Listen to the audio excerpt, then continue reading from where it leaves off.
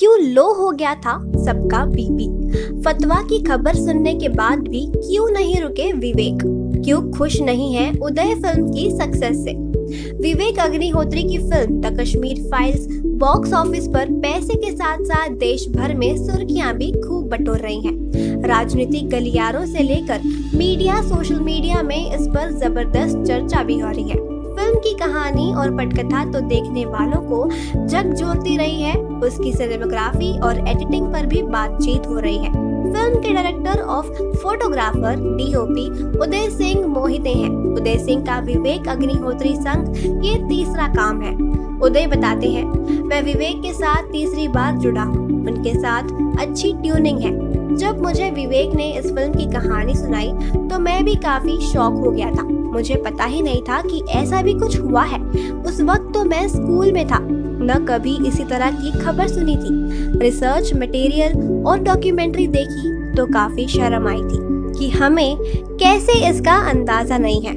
उदय ने बताया, हमने बाकी फिल्मों की तरह इस फिल्म की शूटिंग भी शुरू की, लेकिन सच कहूँ तो पूरा शूटिंग एक्सपीरियंस ही काफी डिप्रेसिंग था। एक्टर्स अपना शौक देकर आते और चुपचाप खड़े हो जाते। कुछ दिनों की शूटिंग के बाद पता चला कि सभी कास्ट डिप्रेशन में है। इस दर्द को छुपाने के लिए जबरदस्ती सेट पर हंसी मजाक किया जाता था, लेकिन सब समझते थे कि ये माहौल को लाइट बनाने के लिए किया जा रहा है। हैरानी की बात है कि केवल कोर एक्टर्स ही नहीं बल्कि साइड व लोकल एक्स्ट्रा एक्टर्स भी परेशान दिखते थे। उदय कहते हैं, पूरी फिल्म की शूटिंग 30 दिन की थी। शूटिंग ज्यादातर मसूरी व देहरादून में हुई है। वहां हमें कश्मीर स्थापित करना था, लेकिन कुछ ऐसे सीन्स थे जिसे कश्मीर के बाहर शूट किया ही नहीं जा सकता था। तो कश्मीर में हमारा लगभग 1 हफ्ते का स्केड्यूल रखा गया था। हमें डल लेक में एक सीन फिल्माना था। शॉकिंग बात यह थी कि पूरी लेक बर्फ से जमी हुई थी। वहाँ के लोकल बिजनेस वाले ने खुद सामने से बताया कि 30 साल बाद आज कश्मीर की डल झील पर बर्फ जमी है। वो कह रहे थे कि उस वक्त कश्मीरी पंडितों के साथ जब हादसा हुआ था, उसी वक्त आखिरी बार झील पर बर्फ जमी थी। ये इत्तेफाक की बात ही है। कश्मीर में शूटिंग के माहौल के बारे में उदय ने बताया, सुबह हम डल झील पर शूट करने वाले थे। शूटिंग का ये आखिरी हिस्सा था। इसमें मेरे साथ विवेक भी आ गए। वहाँ टेम्परेचर माइनस में था, उंगलियां दर्द कर रही थी। वे ठंड से नीली पड़ के जकड़ गई थी। मुझे किसी ने कहा कि आप गाड़ी में बैठकर हीटर ऑन करो वरना उंगलियां फट जाएंगी। ये सिलसिला चलता रहा। मैं बोट से कार में आता और हीटर में बैठता, फिर वापस शूट के लिए जाता था। पूरा फ्रोजन माहौल था। साथ ही उदय ने बताया कि डल के शिकारा वालों ने हमें कहा कि ध्यान से शूट करना, क्योंकि कल ही एक लड़की इसमें गिर गई और उसकी मौत हुई है। दरअसल शिकार के बैलेंस खोने से यह हादसा हुआ था।